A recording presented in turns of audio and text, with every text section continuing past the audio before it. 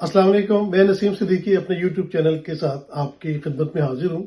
आज की जरा गरम गरम खबरें डिस्कस कर लेते हैं। एक तो आज देखा कि आपने जिस तरह इजलास चल रहा था कौमी असेंबली में, तो पीपल्स पार्टी और नून लीग का जो है एक लेजिस्लेशन के ऊपर काफी इख्तलाफ सामने आया, लेकिन बाद में पीपल्स पार्टी ने उनको वोट दे दिया।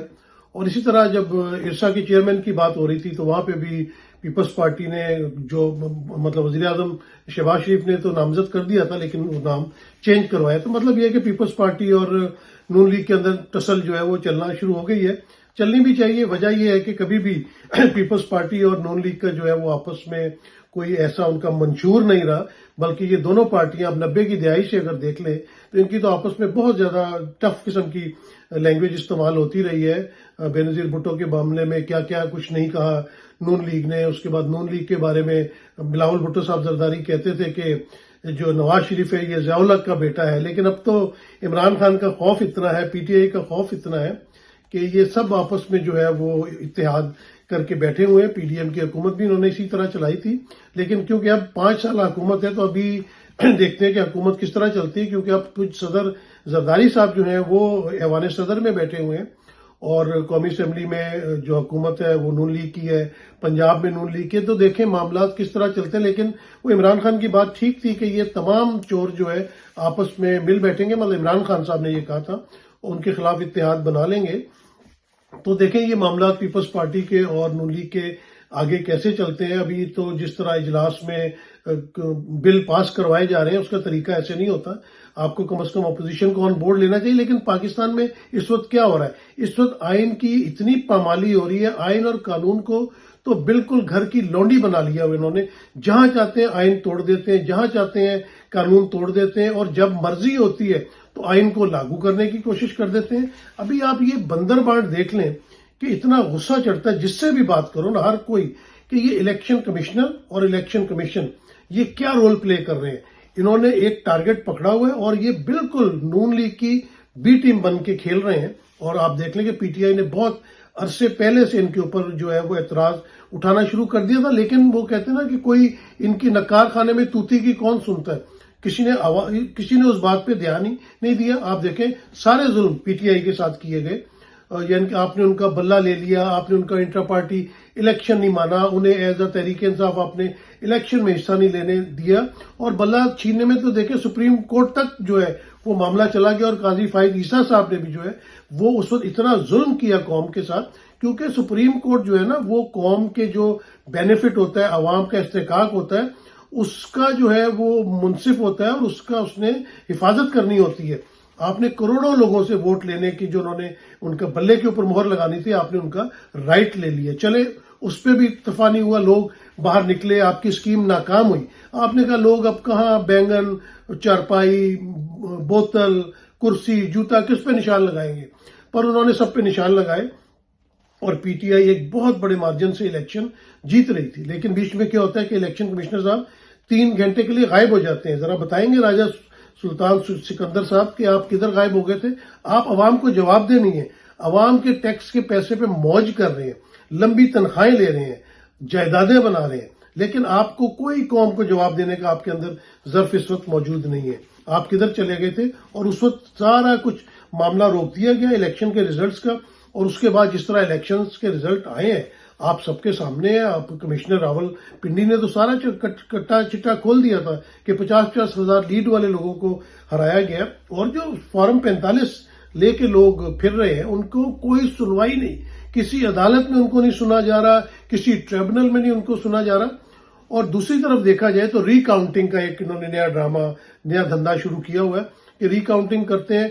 उधर भी आइन और कानून की पामाली है, आप उसको बुलाते भी नहीं है। जो दूसरा कैंडिडेट है जो आजाद उम्मीदवार था पीटीआई का, बस आप वहां पे रिकाउंटिंग करते हैं खुद से, और रात को बैठ के अब आप वोट तो नहीं बढ़ा सकते दूसरे कैंडिडेट के, आप उनके वोट मुस्तरद करते हैं 10-10 हजार इनके डबल टप्पे लगा के। ये आपको इनके 2 नंबरी चल रही है मुल्क के अंदर ना। ये कौन लोग हैं जो इस किस्म की 2 नंबरियां बता रहे हैं या कर रहे हैं मुल्क के अंदर, डबल टप्पे लगाते हैं। 10-10 हजार का रिकाउंटिंग में फर्क निकल रहा है। चले 100-200 का फर्क तो कोई मान लेता है, 10-10 हज़ार, यानी कि उस वक्त अंधे बैठे हुए थे, आंखों में कुकरे पड़े हुए थे, आंखों पे पट्टी बंधी थी। जब काउंटिंग हो रही थी तो आपने 10,000 वोट जो है वो पीटीआई के डबल टप्पे लगे हुए थे, आपने काउंट कर दिए। इतने तो खैर हसीन आप है नहीं कि आप पीटीआई को इतनी फेवर दे दें या इस तरह का मामला हो, लेकिन सिर्फ आप उनके मामला के ऊपर आके 2 नंबरी कर रहे हैं और नून लीग की सीटें बढ़ाई जा रही हैं। यानी कि नून लीग को जो हारी हुई जमात है, जिसकी 17 सीटें हैं सिर्फ, आप उनको सीटें पे सीटें, तोहफे पे तोहफा देते चले जा रहे हैं। अभी भी आपका जो है वो पेट भरा नहीं है। तो मामला ये कि जब मुल्क के अंदर इस किस्म के मामला चलेंगे तो फिर बात आगे कैसे बढ़ेगी। अभी रिसेंट खबर यही है कि अमेरिका में वर्ल्ड बैंक के आगे और आईएमएफ के आगे जो है वो पीटीआई ने एहतजाज किया है। बड़े लोग इसके ऊपर एतराज उठा रहे हैं। वो लोग ये बता दें कि पीटीआई की अपने मुल्क के अंदर किसी जगह सुनवाई हो रही है, इमरान खान की किसी बात को सुना जा रहा है। इमरान खान को जिस तरह आपने जेल में रखा हुआ है कि किसी को मिलने नहीं दे रहे, उनकी तस्वीर बाहर नहीं आ रही, हॉस्पिटल तो खैर वो तो खुद हॉस्पिटल जाना ही नहीं चाहते। ये तो वतीरा था नवाज शरीफ का, शहबाज शरीफ का, इसहाक डार का, जरदारी साहब का, कि जिधर उनको गिरफ्तार किया साथ ही उन पर बीमारियां फूटनी शुरू हो जाती थी और उनको अस्पताल ले जाना या उनको फैसिलिटीज देनी शुरू कर देना। सैकड़ों की तादाद में लोग उनको मिलने जाते थे। इधर इमरान खान से उनके वकला को नहीं मिलने दिया जाता, इधर इमरान खान साहब से उनके कैंडिडेट्स को नहीं मिलने दिया जाता। आप कोई सियासी काम भी उनको नहीं करने दे रहे जो कि उनका इस्तेहकाक बनता। भाई साबिक वजीर आजम रहे हैं, पाकिस्तान के हीरो रहे हैं। इमरान खान है जिसने दुनिया में पाकिस्तान का नाम रोशन किया है। किसी और सितारे का आप बता दें जिसने दुनिया में पाकिस्तान का नाम रोशन किया हो। जरदारी साहब के बारे में इंटरनेशनल मीडिया क्या क्या छापता रहा है, शहबाज शरीफ, नवाज शरीफ के बारे में क्या कुछ नहीं छापा गया, यहाँ पे पायरेट्स तक कहा गया उनको। वाहिद इमरान खान है जिसके दुनिया के अखबारों में एज अ पाकिस्तान के हीरो का नाम आता था। पाकिस्तान का नाम दुनिया में उसने मशहूर किया। पाकिस्तान के अंदर गरीबों की अगर कोई सही मायनों में खिदमत की गई है तो वो शौकत खानम हॉस्पिटल है। बताए ना जरा, शौकत खानम के लेवल का कोई अस्पताल आज तक सरकार बना सकी है? कोई भी सरकार, सिंध की हो, पंजाब की हो, कहीं की और हो।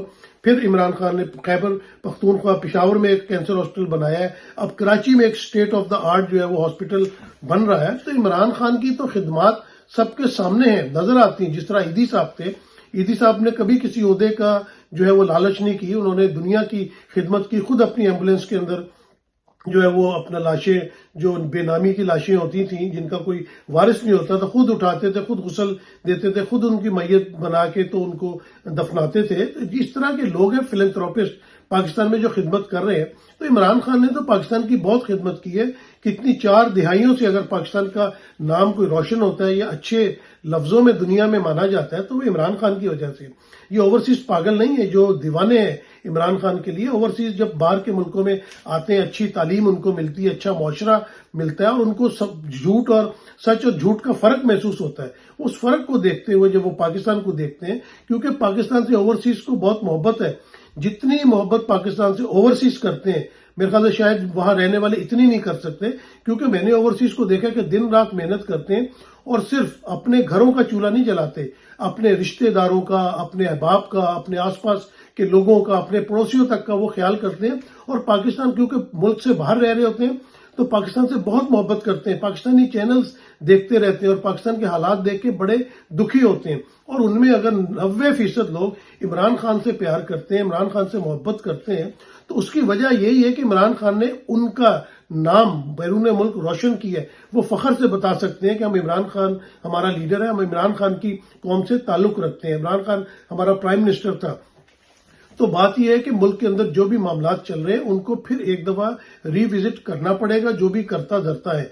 क्योंकि जिस तरह आप मुल्क चलाना चाह रहे हैं इस तरह मुल्क चलेगा नहीं। आप फिर झूठ के ऊपर झूठ, झूठ के ऊपर झूठ चलता जा रहा है। आपने इलेक्शन नहीं कराए, पहले आईन और कानून किसने तोड़ा। इधर तो अगर कोई बयान दे दे, शानदाना गुलजार ने बयान दे दिया है तो एफआईए ने फौरन उनको बुला लिया। शेर अफजल मरवत ने एक बयान दे दिया, एफआईए ने फौरन बुला दिया। यानी कि यहां आपको आईन और कानून बड़ा नजर आता है।